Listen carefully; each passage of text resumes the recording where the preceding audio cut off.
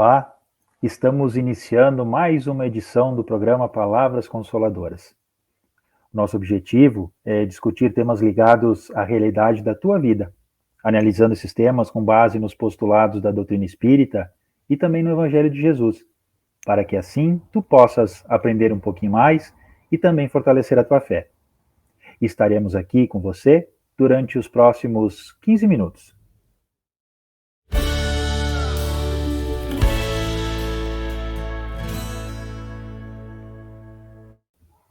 Hoje abordaremos o tema Quem são meus irmãos? Tema esse baseado no Evangelho segundo o Espiritismo, no capítulo 14. Lembramos também aos amigos e às amigas que a bibliografia que embasa a nossa conversa estará exposta na descrição do vídeo. Para nos auxiliar na interpretação do tema, nós recebemos com carinho a nossa amiga Karina Kissini, que é colaboradora do Movimento Espírita Gaúcho. É uma alegria poder contar contigo hoje, Karina. Seja bem-vinda. Tudo bom, Jefferson, os queridos ouvintes, sempre uma alegria imensa estarmos aqui em mais um programa Palavras Consoladoras. Que possamos ter bons momentos juntos aqui hoje. Bom, vamos lá, Karina, para a gente dar início à nossa conversa e para começar essa nossa análise que nós nos propomos hoje, vamos nos basear um pouquinho naquela passagem do Evangelho de Mateus, lá no capítulo 12, versículo 48, onde nós encontramos uma expressão muito conhecida de Jesus, onde ele diz: quem é minha mãe e quem são meus irmãos? Essa expressão usada por Jesus não parece contradizer o respeito aos laços de família que ele nos ensina a valorizar, Karina? O que Jesus queria nos ensinar nesse momento, com essa oportunidade ali de trazer essa expressão? Na realidade, a gente tem que pegar o contexto todo, o capítulo 12, porque senão a frase fica muito solta. E aí, realmente, a gente fica meio que desconectado. Como que Jesus vai fazer esse questionamento? Quem é minha mãe e meus irmãos, né? Então, eu vou ler aqui o capítulo 12, onde diz o seguinte. Jesus, no versículo 46, tá? 46 ou 50, que eu vou ler. Jesus ainda estava falando às multidões. Sua mãe e seus irmãos ficaram do lado de fora, procurando falar com ele. Alguém disse a Jesus: olha, tua mãe e teus irmãos estão aí fora e querem falar contigo. Jesus perguntou àquele que tinha falado: quem é minha mãe e quem são meus irmãos? E, estendendo a mão para os discípulos, Jesus disse: aqui estão minha mãe e meus irmãos, pois todo aquele que faz a vontade de meu Pai que está nos céus, esse é meu irmão, minha irmã e minha mãe. Então, fica mais fácil a gente entender se a gente pegar do contexto do Evangelho essa frase, porque a gente tirou essa frase do contexto. Então, o que acontecia? Jesus reunia multidões, e ali ele pregava o Evangelho, pregava a Boa Nova. Então, nessa ocasião, a mãe e os irmãos estavam do lado de fora. E aí alguém foi questionar para ele: ó, tua mãe, teus irmãos, como quem diz assim, ó, tu vai deixar eles de fora? Eles são a tua família. Tu vai deixar eles ali fora? Tu não vai atendê-los? Tu não vai recebê-los? E aí ele diz o seguinte, ó, apontando para a multidão: aí está minha mãe, meus irmãos, ou seja, Jesus falava para a família universal. O amor ensinado por Jesus é o amor fraterno. É um amor que a gente ainda não entendeu. Passados todos esses anos da volta de Jesus à espiritualidade, nós ainda nos confrontamos com a dificuldade de entendermos e diferenciarmos quem é a nossa verdadeira família. Nós ainda nos ligamos às famílias consanguíneas, aquelas famílias que nós estamos vinculados. Então, essa família, a gente tem aquele amor, aquela dedicação, aquele carinho. Mas aprender essa família universal, que é o que Jesus veio nos ensinar, aí é um passo bem difícil. Então, por isso que a gente acha que essa frase, ela está desconectada.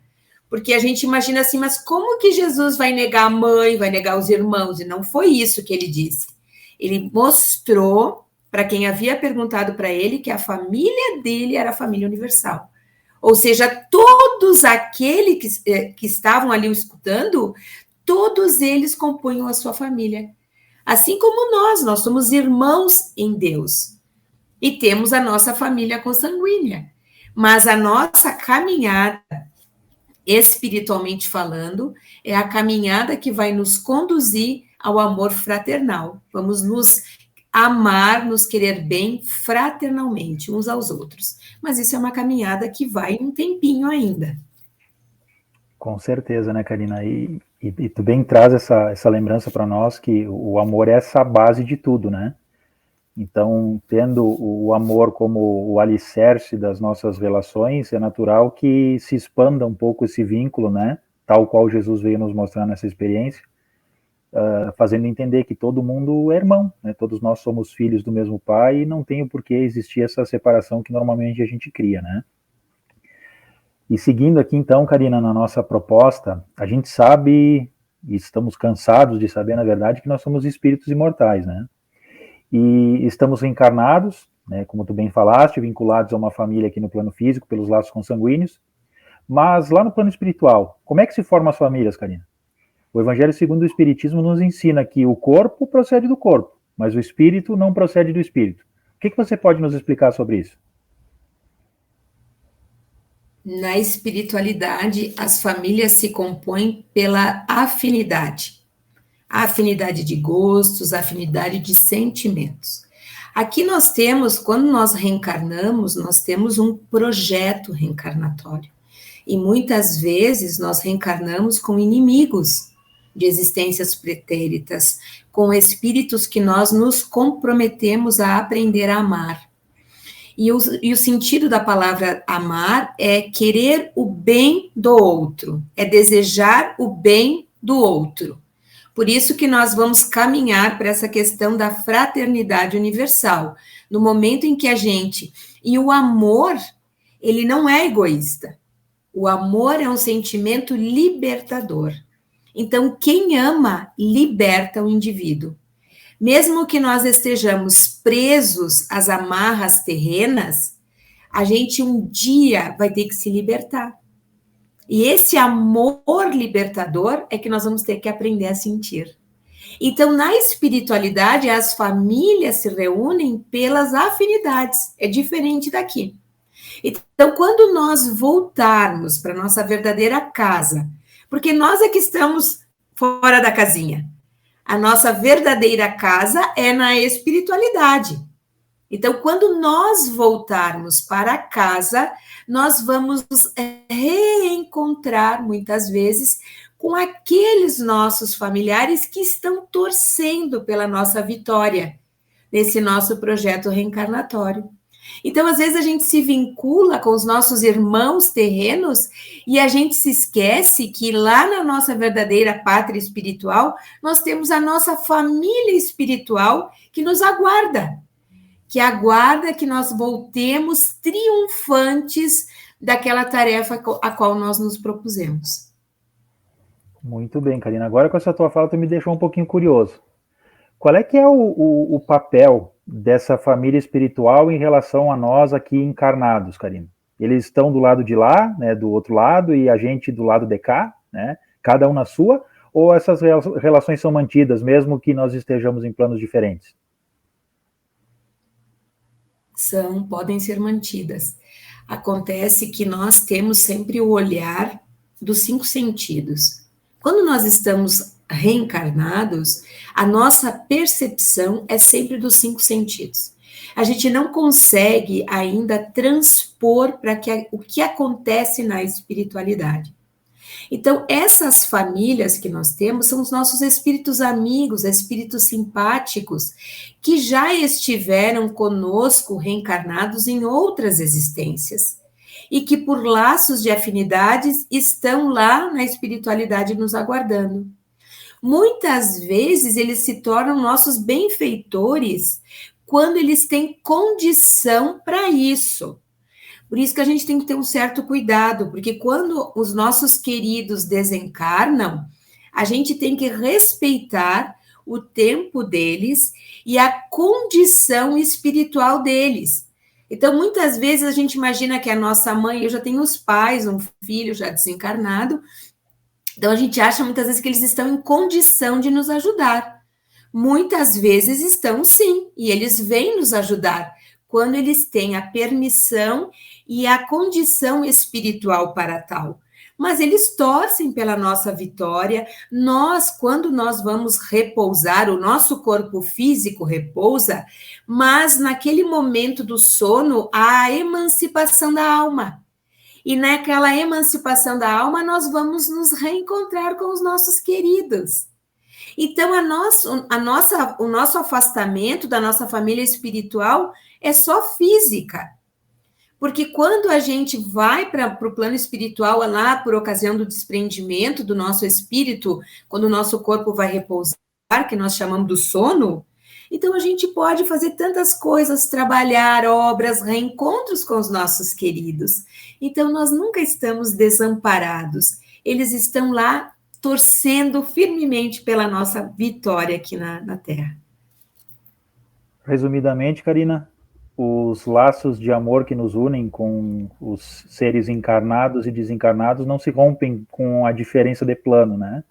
A gente mantém esse sentimento independente do local onde a gente esteja, né? E é esse sentimento que nos une, né? E que mantém esse vínculo que é tão importante para todos nós. E aproveitando essa mesma linha de raciocínio, Karina, já que tu falaste da importância da família espiritual para a nossa relação aqui no plano físico, e a nossa família consanguínea, qual é que é a importância dessa família para a gente aqui no plano físico em relação ao propósito da nossa reencarnação? No que eles podem nos ajudar? Eles podem nos ajudar a gente reencontrar o amor. Esse é o grande objetivo, é nós aprendermos a nos amar. E começa dentro de casa. Principalmente, amar aqueles que nós queremos bem, que são nossos afins, é muito fácil. Marido, mulher, filhos, isso, tios, enfim, primos, a relação, a parentela consanguínea. A sogra também? A sogra também, o sogro. Então, a gente vai aprender a amar, né? A querer bem, aprender a lidar com as diferenças, porque o nosso grande desafio é nós aprendermos a lidar com as diferenças. Então, a gente muitas vezes quer impor as nossas condições, quer impor a goela abaixo dos nossos familiares, aquilo que a gente pensa, as nossas crenças, e a gente sabe que vai ter um embate, porque nós somos diferentes uns dos outros. Então, nós temos que aprender a nos respeitar, a nos querer bem. Esse é o grande objetivo pelo qual nós estamos reencarnados. Muito bem, Karina. Nosso tempo vai correndo, né? A gente tem que respeitar o reloginho também para que nós possamos manter a nossa sequência de trabalho.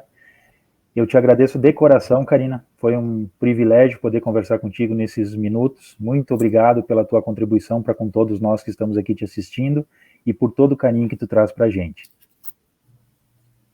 Gratidão é a minha por fazer parte desse programa tão importante, que traz temas tão importantes, são esclarecedores, né? Já diz o nome do programa, Palavras Consoladoras, né? Consolam o nosso coração. É isso aí.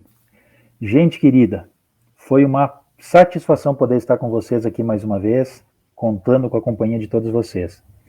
Se você gostou aqui do nosso vídeo, inscreva-se no nosso canal, curta esse vídeo, compartilhe, para que a gente possa alcançar cada vez mais corações. Esse é o nosso intuito. Que tenhamos todos uma semana de muita paz, de muita luz, e até o nosso próximo programa. Fiquem bem.